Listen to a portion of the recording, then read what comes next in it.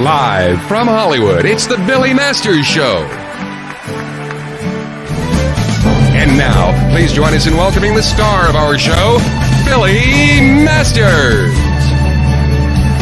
Hello, everybody, and welcome to Tuesday. I have to look, April 7th. I have absolutely no idea what day it is. I have to look constantly, and I've been spilling water all over myself before we went live. All day, nothing. Then suddenly, water's flying everywhere. So before we get to our first guest, I'm going to start with another regaling of stories. This one was picked for one of our guests, actually for two of our guests in a kind of around the way. See, I never remember to take off those freaking glasses. Anyway, I am Billy Masters. Did I not mention that? Okay, so I've been extremely fortunate to go to the Oscars many times. And because of today's guests, I wanted to look back at the 62nd Academy Awards. Now, the first thing you need to know is that this was the very first year that they forbade attendees from bringing in cameras. However, I am known for flaunting rules, so I had a very small disc camera. Go look it up. And I hid it in my shoe. Yes, in my shoe. I was the Maxwell Smart of cameras. Look it up. So this very tiny camera is jammed in my shoe, which made me walk with a pronounced limp. Now, as luck would have it, one of the big nominees that year was my left foot. So people just assumed I was paying homage. That wasn't the only first, though. The other first was it was the very first time that Billy Crystal was hosting the Academy Awards. Now, you have to remember, this was 1989. Billy was a big star, but this night completely changed his life. I can't tell you who won the Oscars that night, but I can tell you the big winner of the night was Billy Crystal. Now, as a young gay boy growing up in a Boston suburb, seeing Billy Crystal on soap was extraordinary. It may have been, probably was, the first time I saw an openly gay character on TV, at least somebody on a regular basis, someone who was cute, funny, and openly gay. Okay, when he wanted to get a sex change so he could marry his pro football boyfriend, I didn't exactly identify with that. And having a brother who talked to a puppet, who do I look like? Candace Bergen? I have a great story about her. I'll save that for another time. And of course, Billy Crystal on Saturday Night Live. Incredible. I just thought he was amazing. So more than anyone else that night, the one I wanted to meet was Billy Crystal. If you ever go out to meet celebrities, have a target in mind. So after the show was over, and this is back when it was being held at the Shrine Auditorium in downtown LA, there was only one way to get into the governor's ball. It was through the main lobby of the theater. So I positioned myself in like a perch so I could see everyone going in. And I see way in the distance, Billy Crystal. So I had read in an interview that Billy, now that he'd made all these movies, he didn't like people keep talking about soap and SNL because, you know, that was years ago and he had movies. So as much as I wanted to say, my God, I loved you in soap or SNL was fabulous, I said, whatever you do, I had it in my head. Don't mention soap. Don't mention SNL. Okay, tragedy is coming. So he's about to pass me, and I saw my chance. So I jumped in front of him, leapt like a puma. And I said, Mr. Crystal, I am a huge fan, and I loved you. I loved you in Throw Mama from the Train. See, I can't even say it. Now, this man who was at the top of the world, his face just dropped. And he looked at me sheepishly, and he said, I wasn't in that film. So obviously I realized I meant planes, trains, and automobiles, but there was no way to recover. So I said, when he said I wasn't in that film, I said, oh, then never mind, and walked away. So I always felt guilty about this because I felt like, you know, it's the best night of this guy's life. And this queen just brought him right down to earth. So, fast forward, maybe 15 years later, and I see Billy Crystal at the governor's ball because, you know, now I'm invited. And he was by himself at the bar. And I just said to myself, okay, this is the chance. So I walked over to him and I heard people in the background say, oh, no, he's not. He's not. So I went up to him and said, Mr. Crystal, you may not remember this. And I start telling the story that I just told you. And when I get to the part where I meet him and I said, and Mr. Crystal, I'm a huge fan and I loved you in, without batting an eye, he turned to me and said, throw mama from the train. I said, oh, you remember. So I explained to him how badly I felt about the whole situation. And he was very nice. He could not have been lovelier. And I then, because I'm ballsy, I asked if I could take a photo with him because, that's what I do after I insult somebody. So here is that photo from that night. And look, he almost looks happy. I mean, not happy, but happy. And that is the story of me and Billy Crystal. I know, not, again, you don't want to meet me, because nothing good will happen. However, these guests today, they have met me and they have lived to tell about it. So my first guest, there is no caveat. There's nothing I can't say I loved her in. I can go back a million years. I could go back to last week. There is everything she does that I adore, and I am thrilled. I can't even tell you how thrilled I am to have Miss Andrea Martin here. Hey, Andrea. Wow. I'm always startled when I see myself, but hello. Hi. Get the little prickly face like, I only have two faces. You're right. A lot of wigs, but two faces. Well, one of my best friends, when we will take a picture with somebody and he'll say to me, that's a little prickly. And we know what it means. And it is different from the other faces. Don't sell yourself short. You're multi-talented. Thank you. So first off, how are you doing through all this? Yeah, I feel really grateful that I'm in Toronto and I'm in my little home here. And I feel, I just am taking it one day at a time. I just heard from a close friend of mine that his wife is really sick. And I guess the more the days go on, the more we know people that have this virus. So, I feel just grateful. I just feel I'm in survival mode and surrender mode at the same time. Because what can you do? Yeah.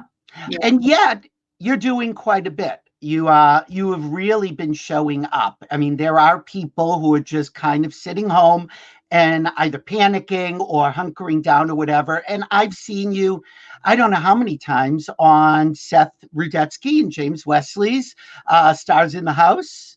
They're, of course, very good friends of ours. Yeah. Much closer to you.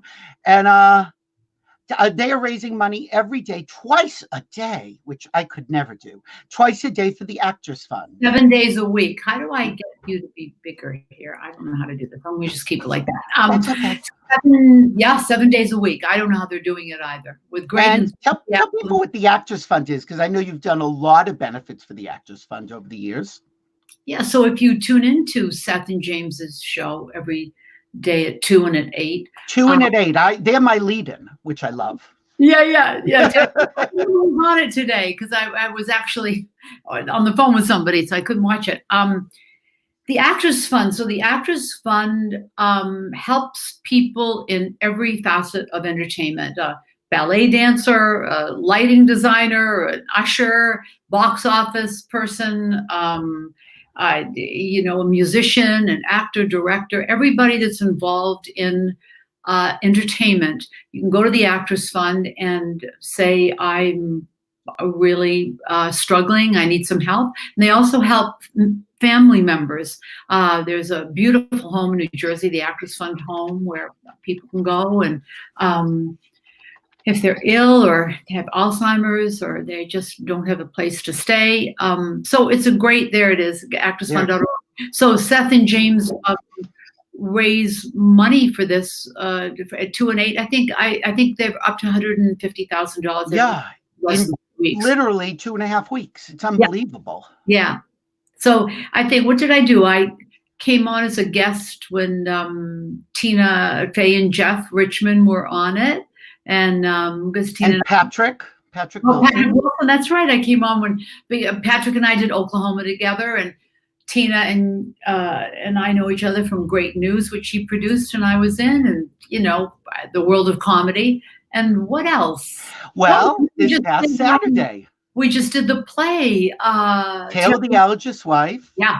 And so we should say that on matinee days, Wednesdays and Saturdays, I believe. Yes, that's right. At 2:00, they're doing plays in the house. Yeah. And they are one-time only plays with these amazing people who basically read the plays, and they are raising more money for people. And once they're done, they disappear.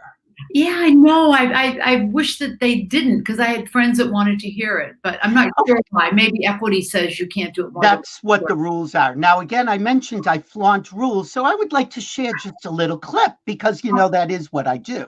Okay. Because you probably haven't seen it at all. No. Okay, I don't know if I want to, but yeah. Well, all right. This is just a teensy-weensy clip. Hold on a second. Wow. Well, it was the Holocaust scene. I can't believe my mouth was open all that time. What was so weird is I didn't see anybody. I just was reading my script on the screen. So you couldn't interact. You didn't even know where they were placed on the screen. No. So there was Charles. And Richard Kind. Yeah. Faith Prince. Yeah. And I love the idea. Now, you had never done this play before. No, it's such a fabulous play. Charles Bush, oh my gosh, I saw it years ago with Linda Lavin playing the part. I've never seen a better performance, honestly. So I was so happy to be in it in some way. And what I loved about it was that it was a reimagining, because it was people that those of us who had seen the play, it's a whole new interpretation, whole new cast. You guys are just giving a fresh take on it. Yeah, well, I don't even know who played all the parts originally. I know it was Linda, Michelle Lee. Was it Tony Roberts? And Tony Robbins, right? And what is her name? Oh, the person who played your part. I can't remember. She's passed away. But sure. Michelle Lee, Valerie Harper, Michelle Lee. No, Val took over for Linda. I remember that. You were Linda's you played what would have been Linda's mother. Yeah. And isn't it interesting that, you always played a lot of offbeat characters and a lot of mother characters well before you were really the age to, and now you are the age of those characters. And now I'm playing the grandmothers. You don't look any different to me. You still look like you. Okay, good. I love that. You'll take that. I want to also mention, there is something that I love about you is you have an autobiography, and it's got a curious title. Lady Parts. You know what? I brought it out. I never do this. I brought it out because is Bruce going to be on your show today? He is, yes. So, I brought it out because the character, nobody will even remember this character because it was 40 years ago, but a character I did on SCTV called Edith Prickly. He wrote, the most hysterical lines to, and I just wanted to remind him of the lines, but of course I couldn't remember them, so I'd take out the book. There it is. Yes, you can still, while you're self-isolating. Yes. And there you go. And how did you come up with the name Lady Parts? A curious name. Wow, you're going to ask me things I'm not going to remember. Lady Parts. It was from the name Lady Parts. The name. You know who gave me that name? Who? Nathan Lane's husband, Devlin Elliott. I had many different names, and nothing really was great. And finding titles are really hard for books. Oh, God. Devlin mentioned it, Andrea Martin's Lady Parts, and I thought it was a great, funny title because it encompassed slightly off-color stuff. And also parts that I played, Lady Parts. Yeah, if you consider. Nathan had a different title for you. Nathan did. Or was it Martin Short? No, Steve Martin, you mean. Steve Martin, okay. Yeah. There was another title floating around in the ether. Yes, but I can't say that word. Can I say it? Well, I guess. I can't stop you. Well, you could. If you said no, I might. But it was perky somethings, bosoms, shall we say. Well, it's not They funny. are perky. What's that? They are perky. Yeah, that was it. We were at a dinner party at Steve Martin's, and I was tossing out some titles, and Steve said, "What about Perky Tits?" There And you go. I Thank said, you. "Well, that doesn't. Why?" And he said, "Well, I think that describes you. Your whatever he thought." And I do think it was a kind of an amusing title. And if Steve Martin came up with it, for sure it was amusing. But ultimately, I didn't think it was right. Well, if you want a wide audience, you're not going to see that on an end cap at Barnes and Noble, probably. Exactly. Yeah. What I love, I'm going to go back just a bit because we met for the very, very first time at Pippin at the ART in Cambridge. And at that time, Pippin had not gone to Broadway. This was supposed to be it. It was just supposed to be playing in Cambridge for a limited run. And it's sort of what one would call a cameo role in the sense that she has one big moment, but depending on who's playing the part, can steal really the whole show. And it was a brave interpretation because you weren't an old woman. You were Pippin's grandmother, but you weren't an old woman like Irene Ryan in a wheelchair. You were quite vibrant and, dare I say, perky. Well, Irene Ryan was younger than I was when she did the part. Is that true? Yeah, I think so. Yeah. But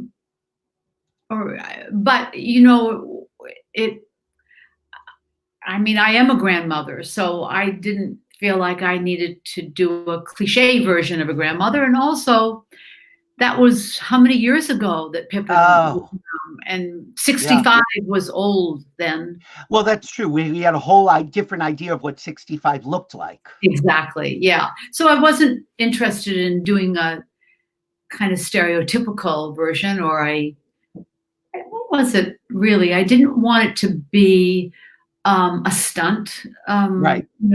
So it was meaningful to me to play the part of a grandmother, someone who believed that she still had more life to live, and that kind of wisdom she was imparting to Pippin. So I took it really seriously. It was a meaningful part to me, not just a cameo part. It didn't feel like that. It didn't seem like, I don't know. It didn't seem like a gimmick at all. Yeah. Except there was a little bit of a gimmick in that the turn was not only, the song is called, what is it? Lots of Living to Do. No Time at All is the name of the song. Right. See, you go to different lines. No Time at All. And she's trying to explain to Pippin that while she's close to death, she's looking forward to tomorrow. She's not dying until she's dead. She's living.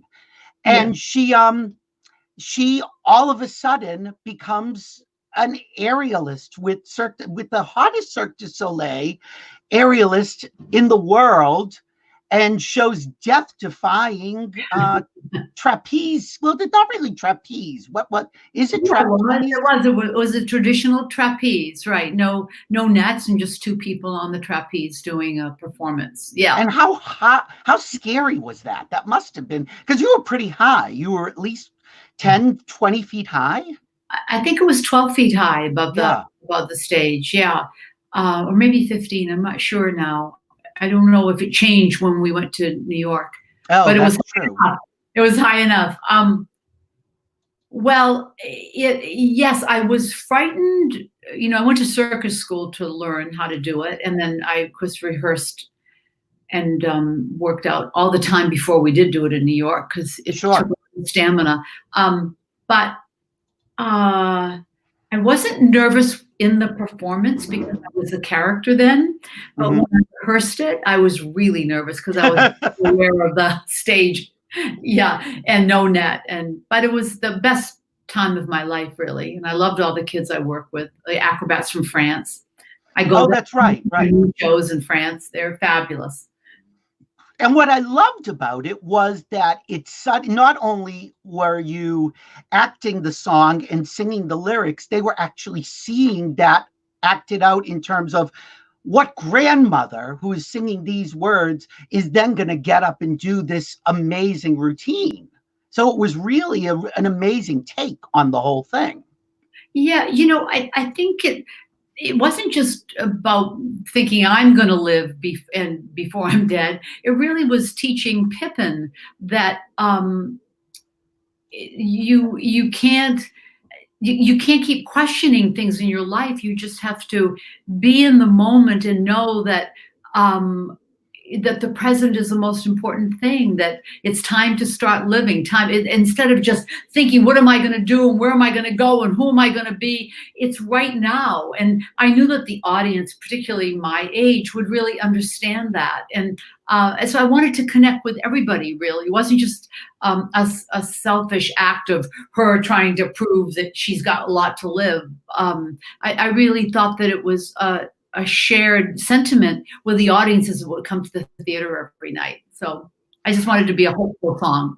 And it was interesting because after it, I remember talking to you, and there had already been buzz about would it go to Broadway, would it not go to Broadway? And I asked you, would you go to Broadway with it or not? And you were really on the fence about that.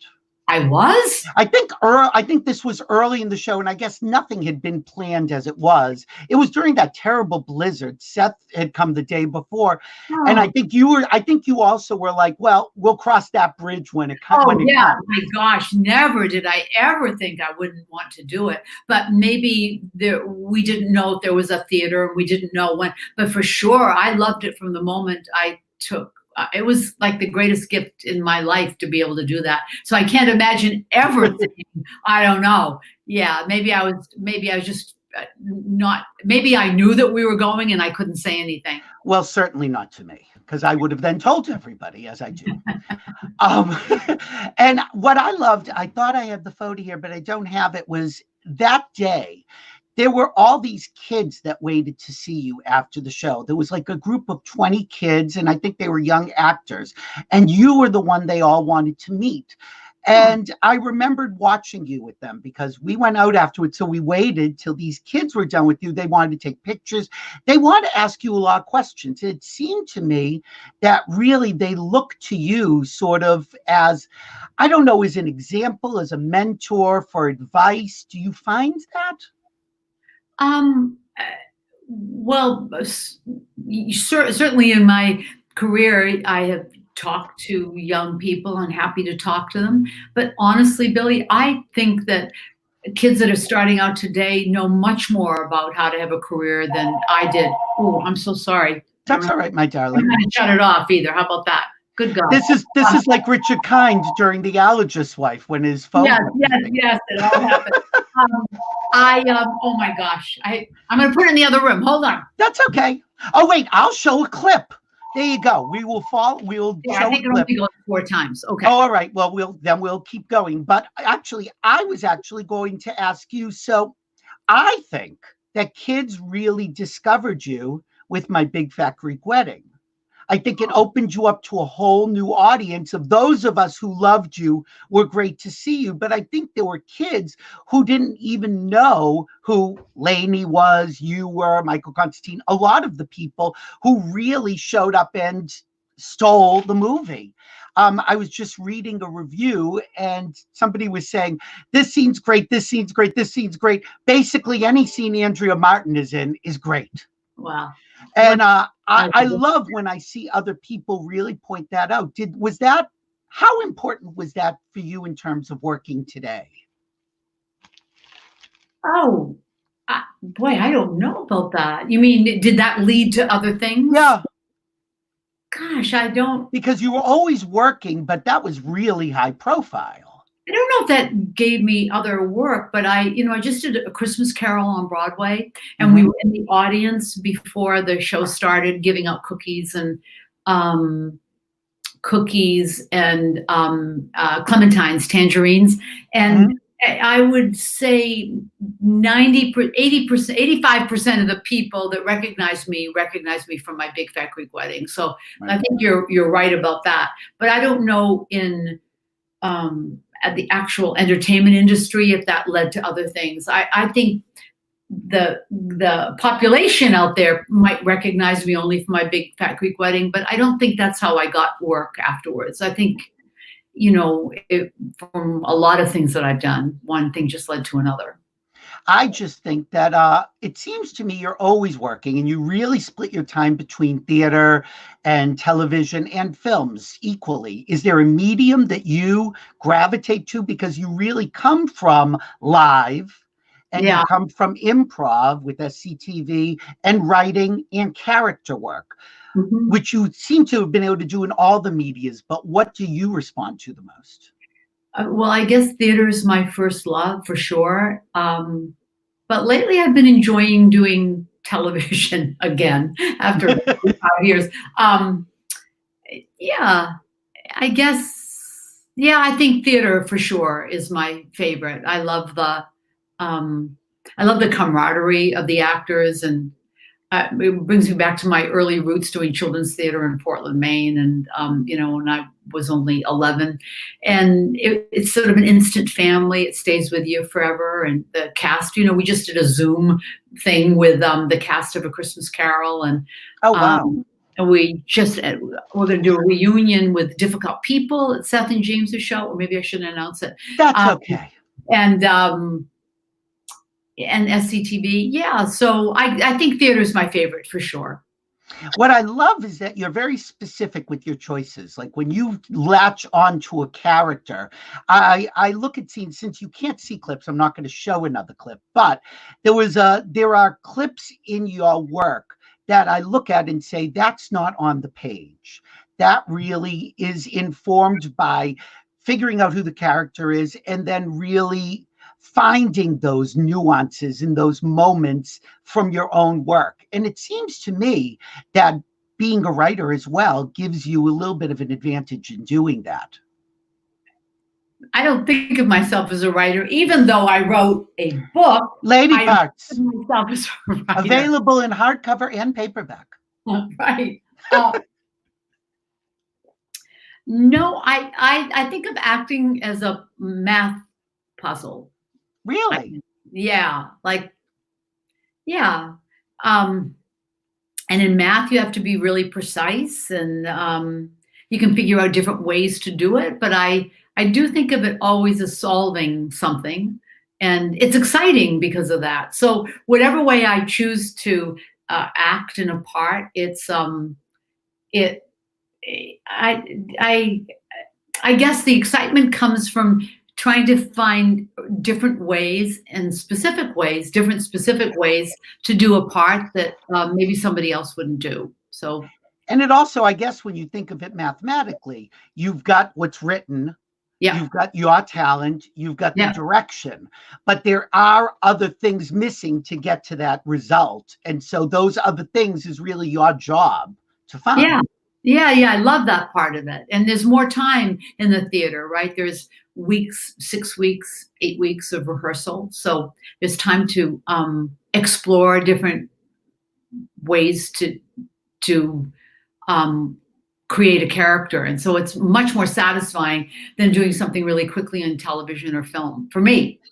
Do you lock a performance in place at a certain point, or are you still always discovering? No, I think once let me just think about that. I think technically it's really locked in. I never veer from the blocking or what the other actors do. But I certainly can find different ways to do something for sure within the specifics of the blocking. Yeah.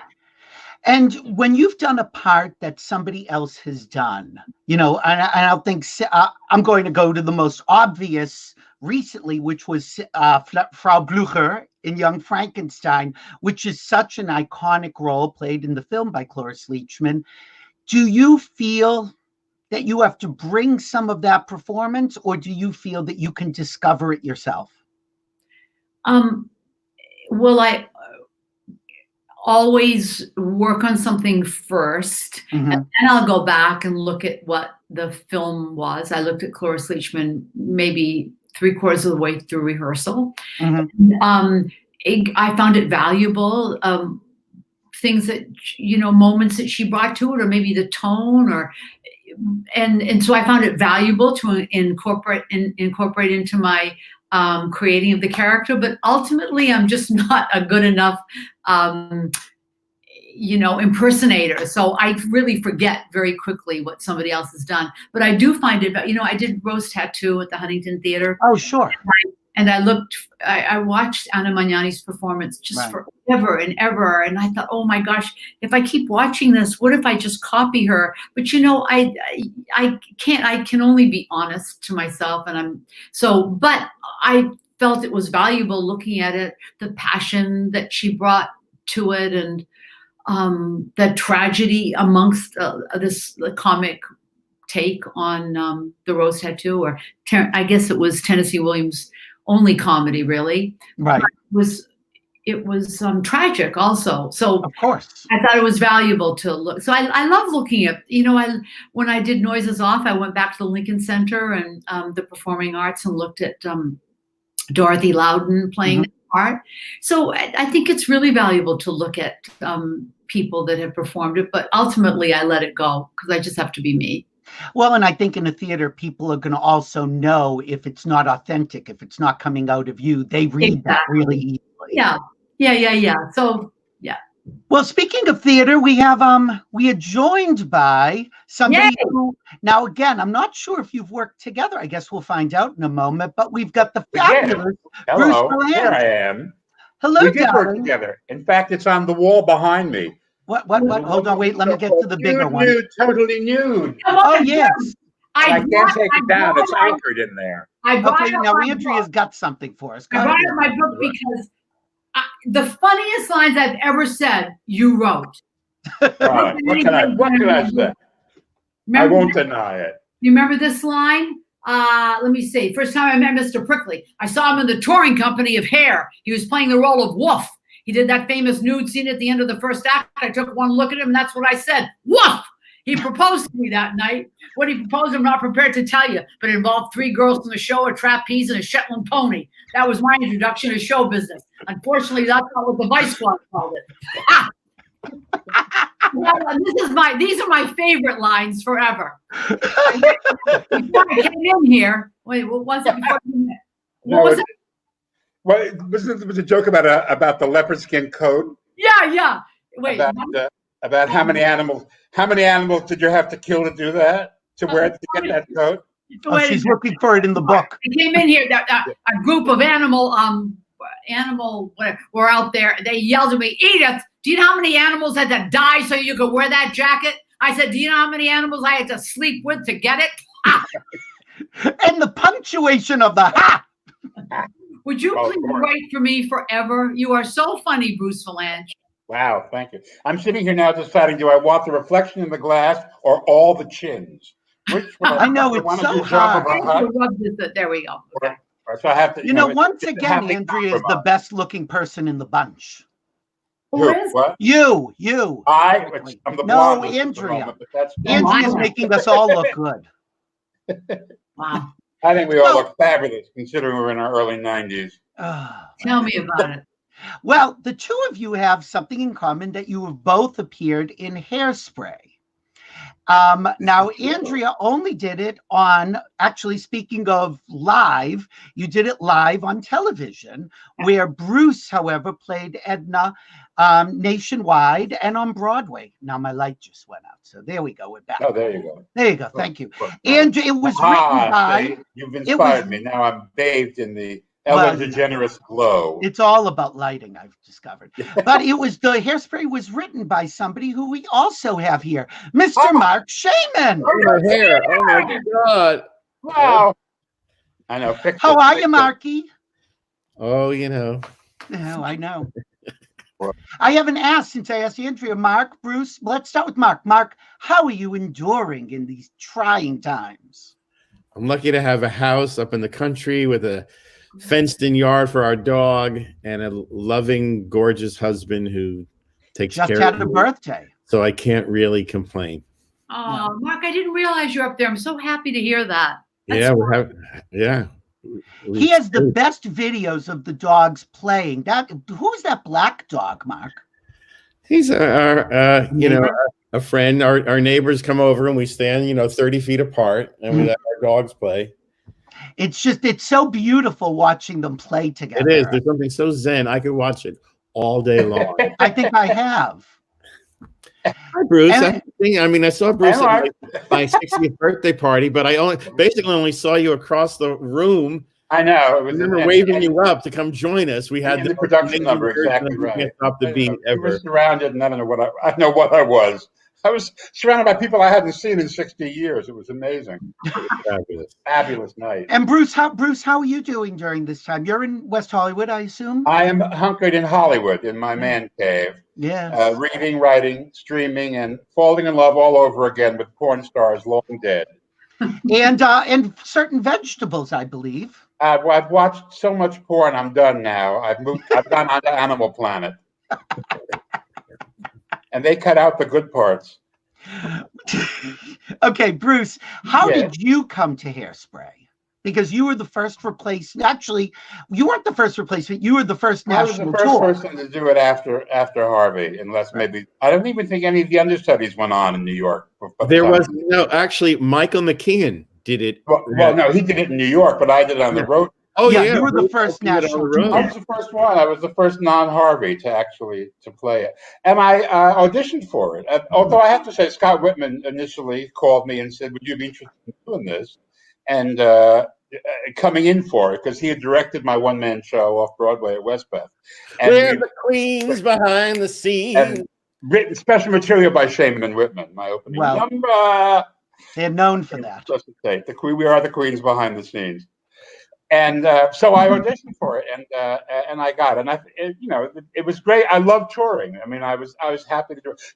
I was kind of well known off Hollywood Squares at that point, and so it was like a little extra thing for the tour for places that didn't know Hairspray as well as they did on Broadway. So I felt like a great big star playing Rochester and places like that. You are a big star, Bruce. And then I went to Broadway for a year. You did. Andrea, how did you get it? How did I get the part in Hairspray? Yeah. You mean on the TV show? Yep. I think I was just asked. I mean, I was so happy to do it.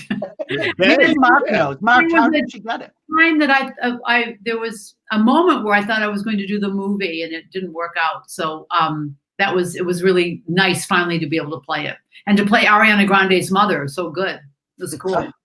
Yeah. Mark, do you know anything about how these castings? Do you have any secrets that maybe we should know or not know about?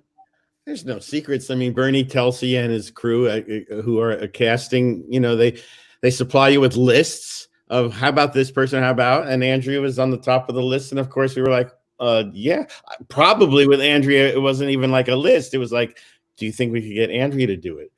Could they get her? I've been so lucky to have written the show and then get to have so many of our friends be in it. I mean, Marty Short also did the live version with Andrea. Right. And for Bruce to be starring in our musical, I mean, it was phenomenal after all the years of working together to have this thing that allowed Bruce to show off all his many sides. It was fantastic. We've lost Bruce for a second, but I'm Where'd sure he go? Bruce will be, I don't know. He'll be back, I'm sure. It's technology. Oh. He probably dropped a cucumber on his keyboard. And you, Mark, have you worked with Andrea before? She just did when the internet started and everyone was LOLing, and I'm not going to be a sheep. I am not going to write LOL. I hate it. It drives me nuts. LOL. I never do. Yeah. So I said to Andrea, why can't we how about AMT, which means Andrea Martin take? You were talking about it earlier when you started the show. I also try to get PDG going, Phyllis Diller guffaw. But it didn't catch on. You're such a trailblazer, you. Yeah, we've known each other a long time. We have mutual. Where do you go back to? Then Andrea wanted me to write something, and she came over. I was renting this horrible house in the woods of Laurel Canyon when I first went out there in the early 90s or late 80s. And she came over and a bird had fallen dead on the front doorstep. And so we met each other over a dead bird. I think, Mark, wasn't it something, it was those days of doing, live at the Improv or hosting at the Improv or women of the night or something. And you played for me. You wrote stuff and you played for me. Yeah. And then we just become friends over the years, and we don't work together enough. I wish we had more opportunity. I love you. I love you. I miss you. Yeah. Is there a role, Mark, that obviously you thought Prudy, perfect. Mrs. Pingleton, she'd be great. Is there something else that you've written that you say, someday, Andrea Martin? Yeah, maybe those days are over. The ship has sailed. Hey. Let's just pray there's life in show business after all this. Yeah, well, that is the scary thing, is that nobody really knows anything. I keep saying this when they're like, do they know about this? Do they know about that? They know nothing. We're just sort of waiting in a holding pattern. With an imbecile leading it. Well, there is that. What did you have coming up? I know what you have coming up. Go ahead, tell them. Scott and I have written a new musical of Some Like It Hot. Yes, based on. Do you use the original script? Well, I mean, you or is it inspired by that? It's inspired by Matthew Lopez, who wrote The Inheritance. He's writing the book, and we just did our big, workshop or whatever they call it nowadays, labs. And hold on, we got Bruce back. Go ahead, Mark. Where'd you go? I don't know what happened. Nothing happened. I mean, it's LA, and it's raining, so anything could go wrong. So Mark, where was Some Like It Hot supposed to debut? It's supposed to come out soon, wasn't it? Well, I mean, we had a while. It's supposed to open out of town in Chicago next winter, but who knows now what will happen. I imagine when things start up again, everything's going to move to let the things that were supposed to open give up. You have to give up your spot in line so that it's just, who knows? Right. Who knows? Well, I know Andrea has to go, but before she goes, there is an opening scene where Edna and Mrs. Pingleton interact for the very first time, and there are two roles missing. And Mark, I thought, you were the obvious Tracy, if you don't mind. Oh, wait, I need to find out email by saying the script. Yeah, on page 16, Mark. And I certainly will pay Penny because, my penchant for black men. Shut up, Bruce. So if our little cast, our little touring company of Hairspray will assemble on page 16, I believe that I will read the blocking. Edna Turnblatt, a large woman in curlers and house dress, has set up her ironing board in the middle of the already crowded living room. She is hidden behind a sheet she is folding when Prudy Pingleton, a fussy church-going type lady, comes into the room. Enter Prudy. Edna, is my laundry ready? Who wants to know? Sure thing, hon. Come on in. Get it ready for you right there. Edna fetches a neatly tied bundle and hands it to Prudy. That'll be $3. That's pretty pricey for a few pairs of petty pants. I'm sorry, Prudy Pingleton. There were extra charges. Some of your personal stains required pounding on a rock. Tracy calls from the hallway as she runs up the stairs. Enter Tracy and Penny. Mama, turn it on. Turn on the TV. Edna rushes to do as she's told. What in heaven's name? Tracy and Penny burst into the room and fall to their knees in front of the television. Edna checking her watch. 4 o'clock. No need to ask who got detention again. Tracy slaps the TV. Come on, stupid Philco. The music blares out of the speaker and the black and white picture comes on the screen. Tracy Turnblad, mind your manners. Say hello to our guest. Hello, Mrs. Pingleton. And you, Penny? Hello, Mrs. Pingleton. I mean, mother. Teenagers. Prudy taking her laundry. Delinquents. It ain't right dancing to that colored music. Don't be silly. It ain't colored. The TV's black and white. And scene. Wait a minute. That was so much fun. Wait, people are right. Who's writing over here? Oh, I see. Oh, we got so many comments. Let's see. Oh my what God, you don't want to ever read comments. I know. Oh, Oh my no. God. Well, okay. Before Andrea goes, Maddie let's see. Inquirer with the face of a canned ham. Well, we've got Matt Gissa saying, loved Mark backing the Sweeney sisters. There you go. That lady's So there funny. you go, Mark. I gotta go because I have a standing appointment with my granddaughter who was in LA, and every day at 4 o'clock my time, 1 o'clock her time, I read to her, and we are now 3 chapters away from the end for Matilda. And I think the next book we're going to read is Charlie and the Chocolate Factory. She does, so I'm excited. Another Shaiman production. I know. I think you should videotape you reading these, Andrea, and then play them for us. I want to hear you do it Trunchbull. That would be hysterical. Right? When you throw the hammer for your country. I did start with a British accent, and she said she couldn't understand me. So I had Well, everybody who saw Matilda said that. That's true. Andrea, we love you. Thank you for coming on. We'll talk to you soon. Well, everybody. Stay safe, honey. Okay. Bye-bye. So, boys, it's just the boys now. The boys in the band are in the house. How did you two meet? I don't know this story. 2 words, Bette Midler. And Mark was the teenager. He literally was a teenager. And He came to, and I was working with her, and he came in to work with us. But I don't know how that happened, but that's his tale to tell. Mark? Oh, well, the whole tale to tell, or I don't know. Well, that's up to you and your tale, frankly. I just told the tale to Seth and James. I feel like I'm repeating myself, but to twist my arm. Well, go ahead. Real quickly, when I was a young boy, still in junior high or high school, Bette Midler posters on my wall, I stole money from my father's wallet and cut school and took the bus to New York to see Clams on the Half Shell, which was Bette Midler's second Broadway concert. And I had a little daydream while she was performing that I would run down the aisle to the stage and say, "Oh, Miss Midler, I know every note of every arrangement of every song of all your records. Please let me play for you." And I would jump up to the piano and start playing, and she would look at the audience and go, "Hey, he's good." Cut to only like a year and a half later, maybe. I moved to New York. I left school when I was 16. And across the hall, I started staying with friends who were doing a comedy review. And across the hall from them lived Ulla Hedwig, who was one of Bette Midler's harlots. Mm-hmm. And they were deciding to do their own act now that they weren't on tour with Bette.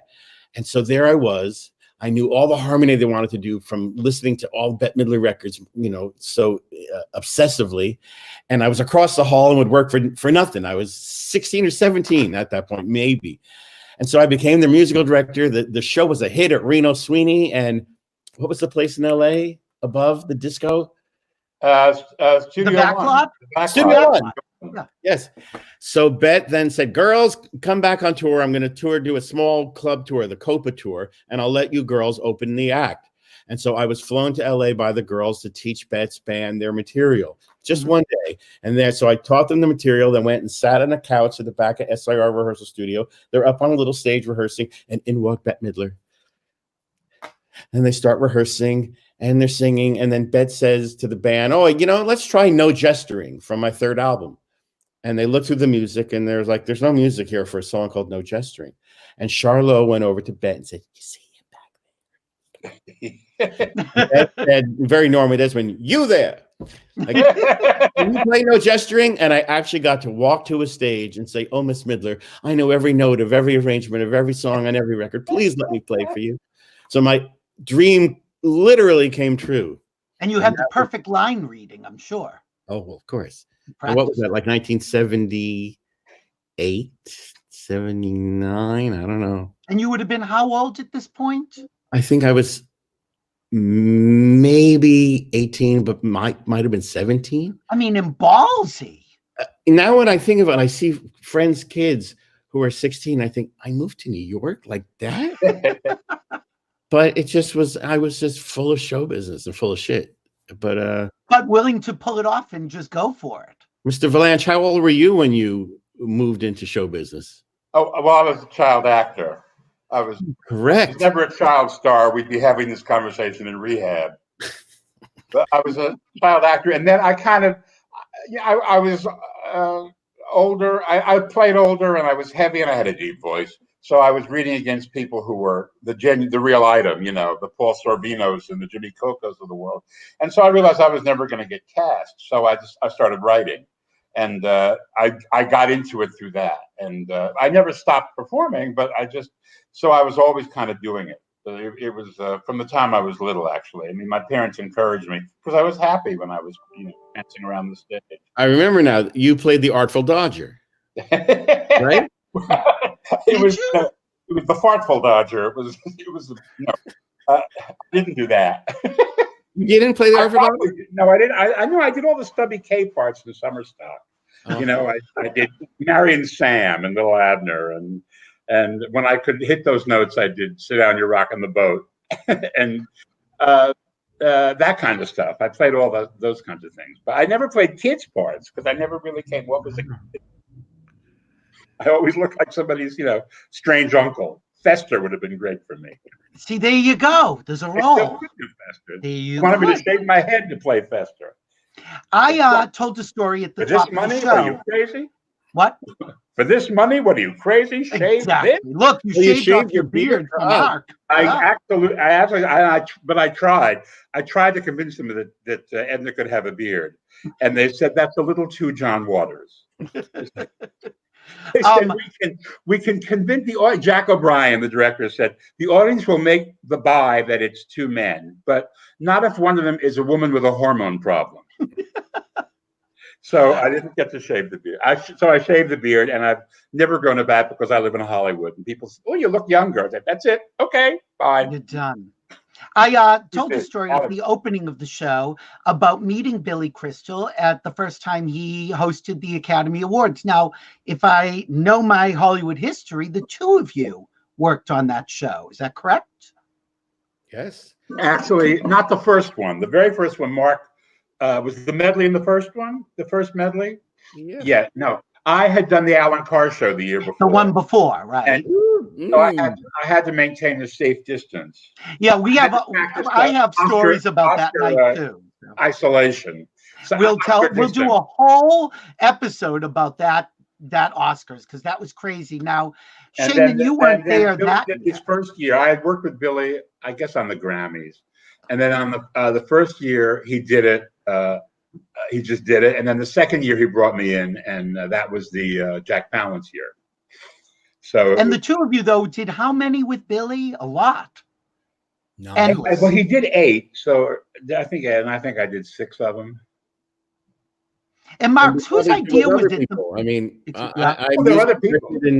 Robert Wall was at the very beginning. Robert Wall, and then David Steinberg, his manager, was writing with us. And then it expanded. It got bigger and bigger. John Max and Dave Boone and I'm trying to think of who else we actually had there. What was the first Oscars you worked for, Bruce? The first one I did was the Alan Carr show. The Alan Carr, the debacle.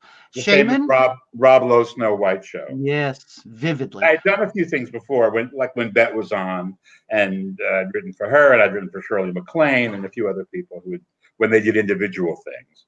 Well, speaking of Bet, Mark just played for Bet last year at the Oscars when his song from Mary Poppins Returns was nominated. And I remember you posted the most beautiful thing, which I don't even want to paraphrase it. What did that moment mean to you? As a little boy, all I did was listen to the Mary Poppins soundtrack. Mm-hmm. That defined my life. I mean, I knew there was such greatness there in the songwriting and in the orchestrations, and I would just listen to it forever. Then I got into my teens, and I would suddenly put away Mary Poppins and started listening to Bette Midler obsessively. And then who could have thought that all these years later, that Bette Midler would be singing a song that I wrote with Scott for Mary Poppins Returns at the Oscars. I mean, I don't even think I put it all together that night or that moment. That, oh my God, only later did I think of myself in my little bedroom in suburban New Jersey, going from Mary Poppins to Bette Midler, and that this would happen to me. you really can't I put was, in. I was waiting for Bradley Cooper to sit down next to you. Well, so as was I. Aren't we all? I can't believe Well, it. funny you should ask, because we have here. No, we don't. Wouldn't that be great if I could just click Bradley Cooper in at any moment? Be a little bit of heaven. I think in life generally, it was, be like that. We'll have to... Mark, what was your first Oscars? Was it the Billy Crystal? Billy did like one little spot. Yeah, I guess a year before he hosted. That's right. On the Alan Carr show with Rin Tin Tin. It was. I He seem did something. It was, yeah, I don't remember. Put his head through a. I was thinking that he was doing. I forget what it was, but it was something from the fact about Rin Tin Tin, and it was to the movies. And he was one of the highlights of that show. I mean, he was. Yeah, that's when they kind of said, "Oh." The press kept citing, they should get him to host. That was what and I think that was what started the engine of getting him to host the following year. Yeah, is he had been such a success. Well, he was one of the few people that came out of that alive. I know there were many bleak moments, but there were also a lot of good stuff that got overlooked. And I mean, I could go on and on about it, but there was, and in fact, I've written a play about it, which we've been doing some readings of. Oh, really? Yeah.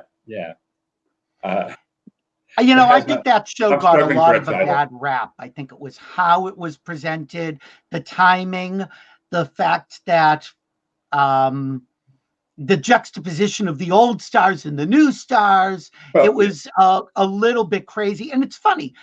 I now it depends on how much of a fan you are of things.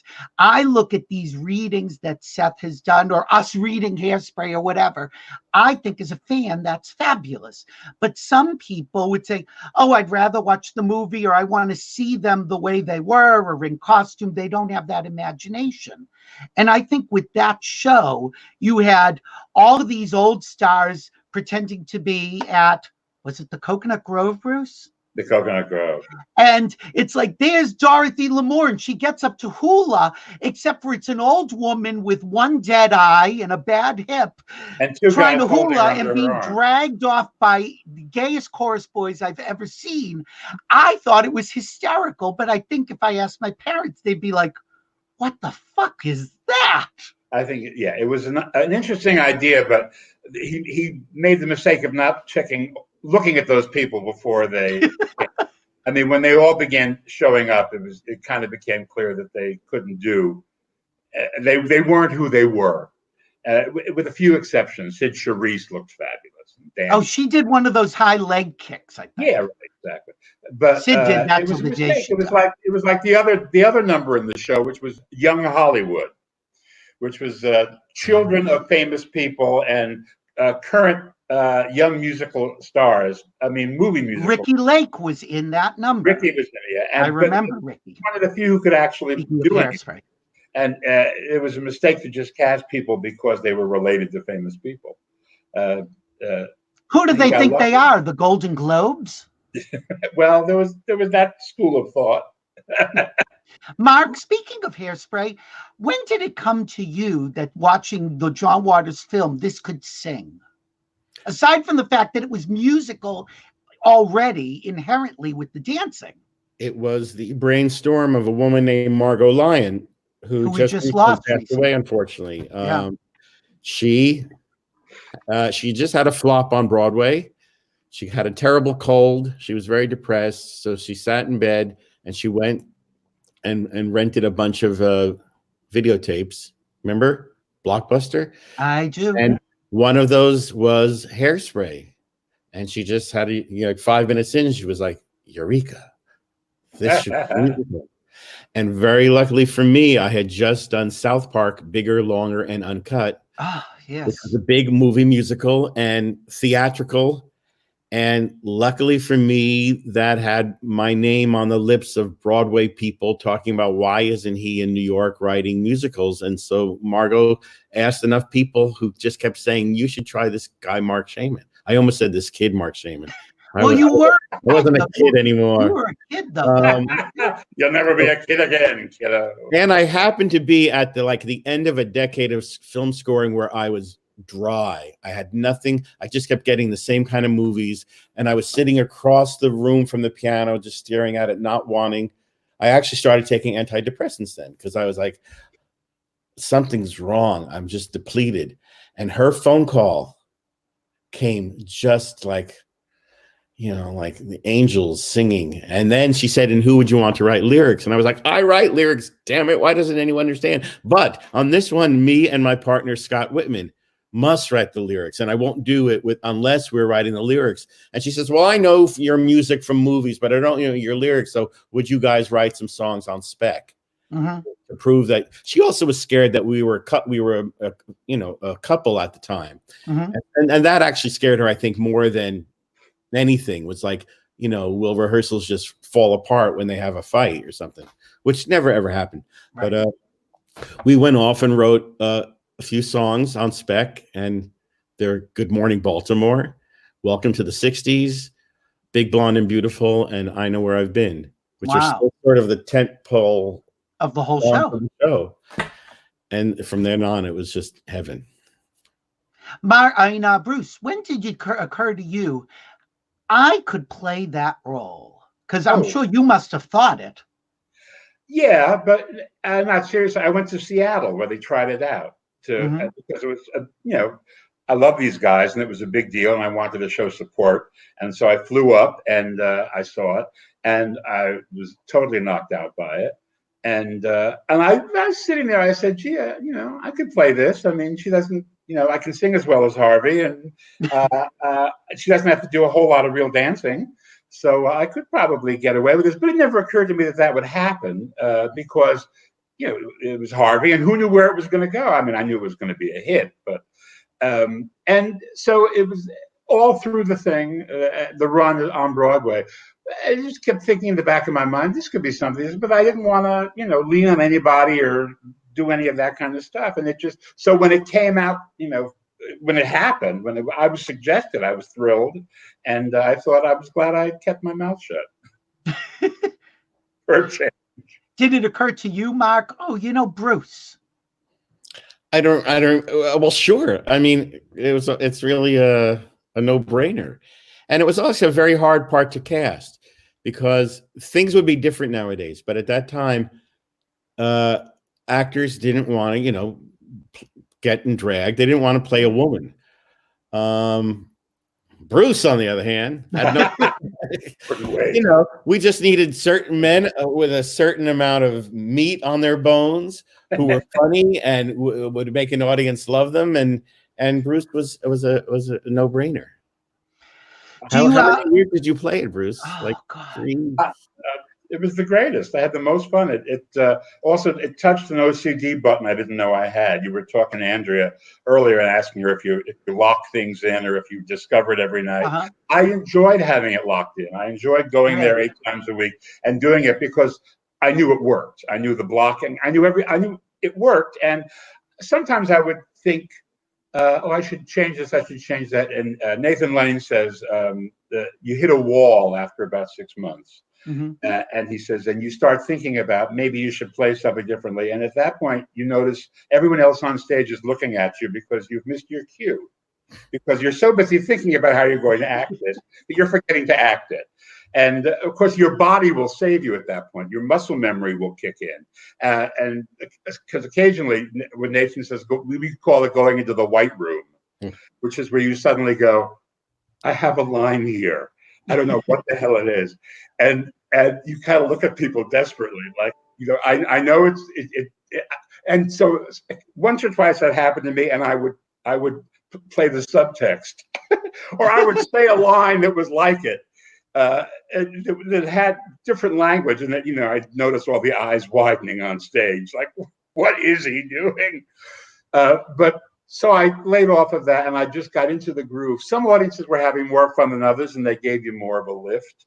It was a real audience show, and you could tell from the very beginning the ones who were there to party, and those were the nights that you looked forward to. And when they were quieter, you were giving it a little extra emphasis to try and utz it out of them. But it's a no-fail experience, Hairspray. And so it was a joy to do it every night. And I said, I kind of understand Vanessa Redgrave. If I were doing Medea and I had to kill the kids and drag the corpses around for 2 acts, I would not be as lighthearted.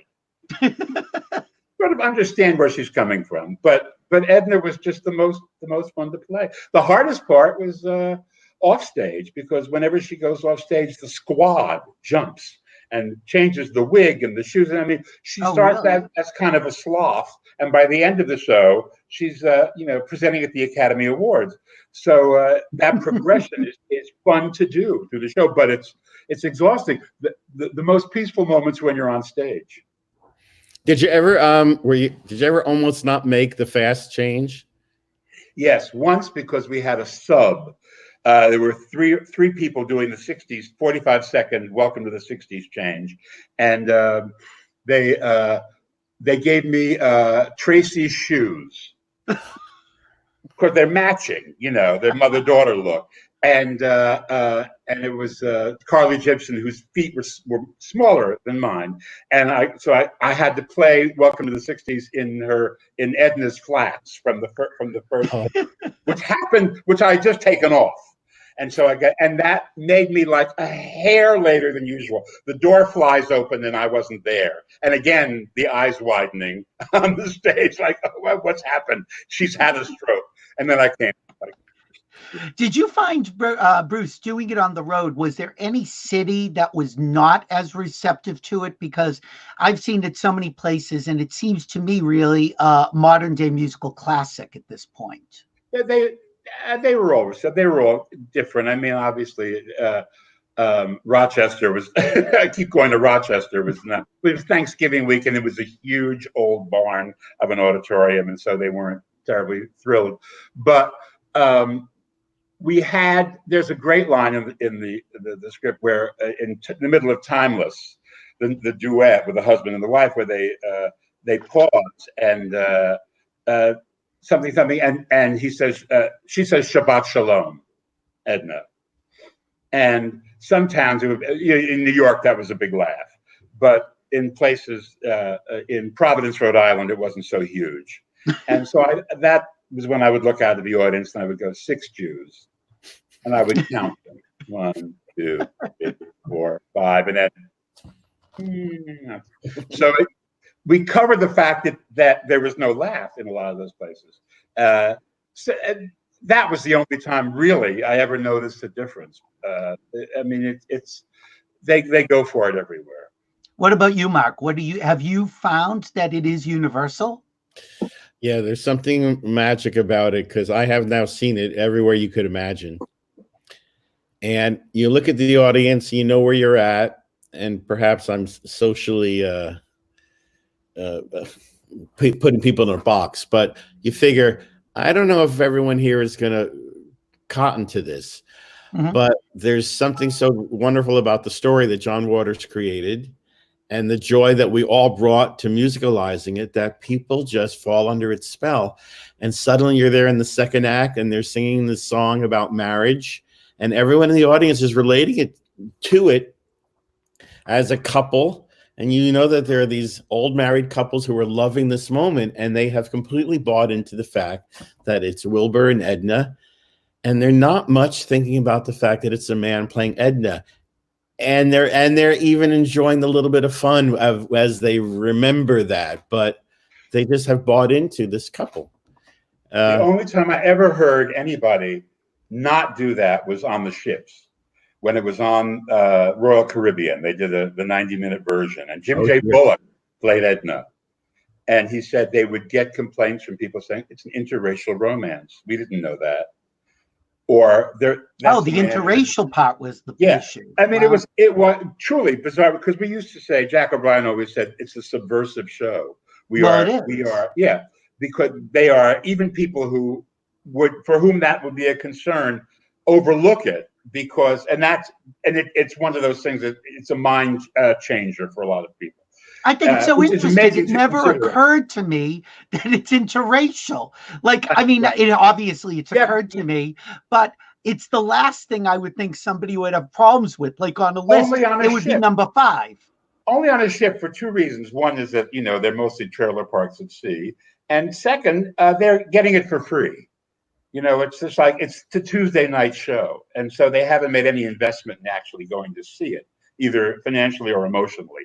So they're those people. And this, I have to say, this comment comes from the pre-Obama era.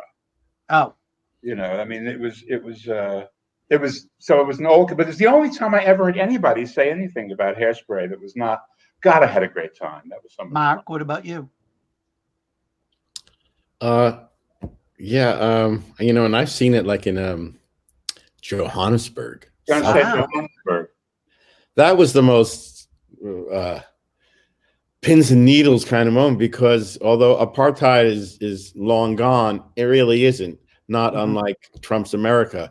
And the fact that, when she sang "I Know Where I've Been," and at the end she raised the Black Power fist. Wow. And you knew the audience was like, and the fact that one of the black kids in the ensemble was the dance captain, which means that a black person was telling both black and white actors, you're not quite getting that dance move right.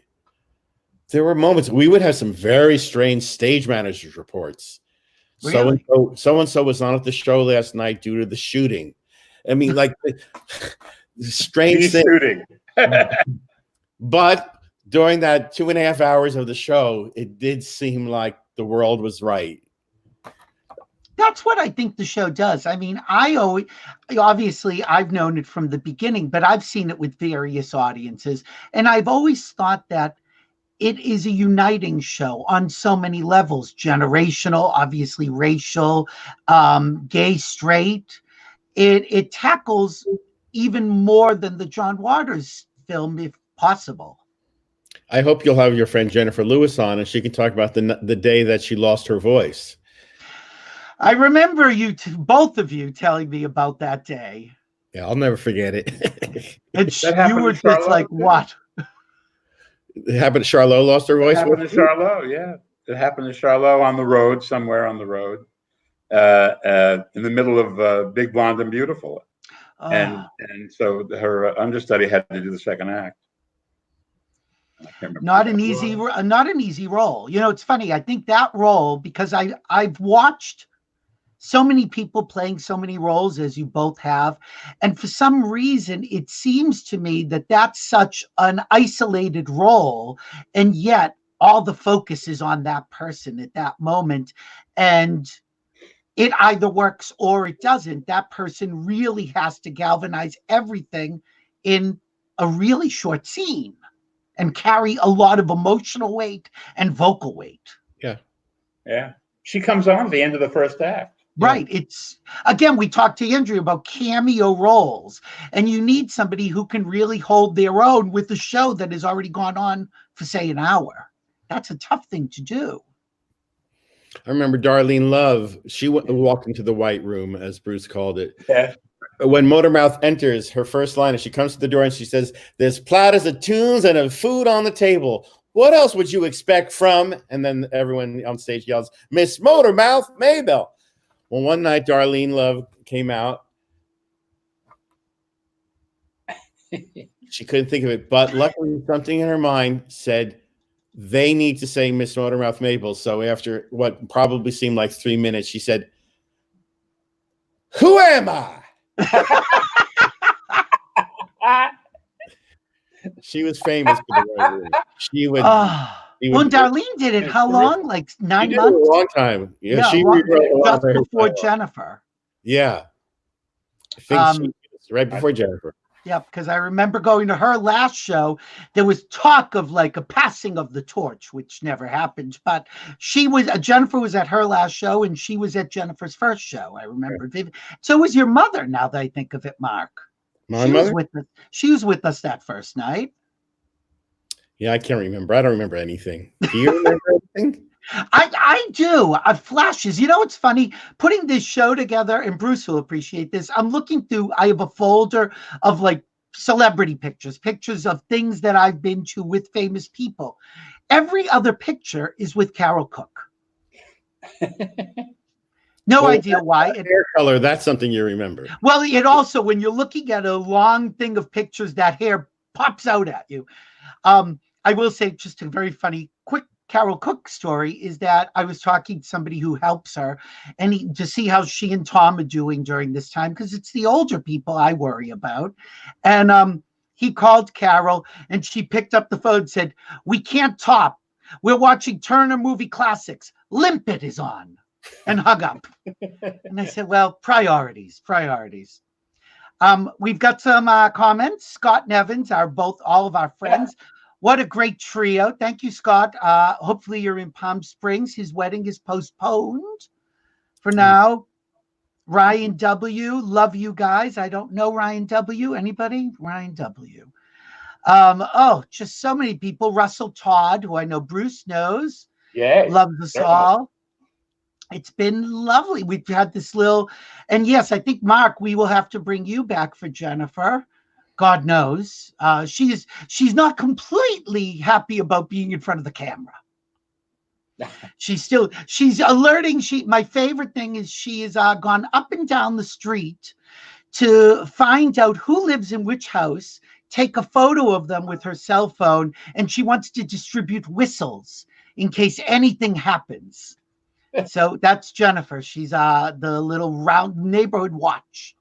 Can you imagine having her as a neighbor? I can. I know you can as well. Guys, I love you both. Mark, thank you for popping in at the last minute. Our love to Lou for his birthday, and of course for my baby Chops, who I love so much. Chops. Got Chops. Please stay safe. At least you're in a great house with a great guy and a great dog. Yeah. Very, very lucky man. Take care of yourself, Mr. Vilanch. You too. I'm looking for Brucey, military training. Thank you for hunkering down with as many hunks as possible, virtual and otherwise. All right, stay away from the cucumber section of pavilions. Yes. Oh no, we'll have you back with some of the boys. I think we'll have a virtual porn reunion. Oh, well, that's always fun. Well, we do what we can to amuse the children. Guys, if you're watching and you want to donate to someplace, actorsfund.org is a great organization. As I said, I wouldn't be doing this if it weren't for Seth Rudetsky and James Wesley.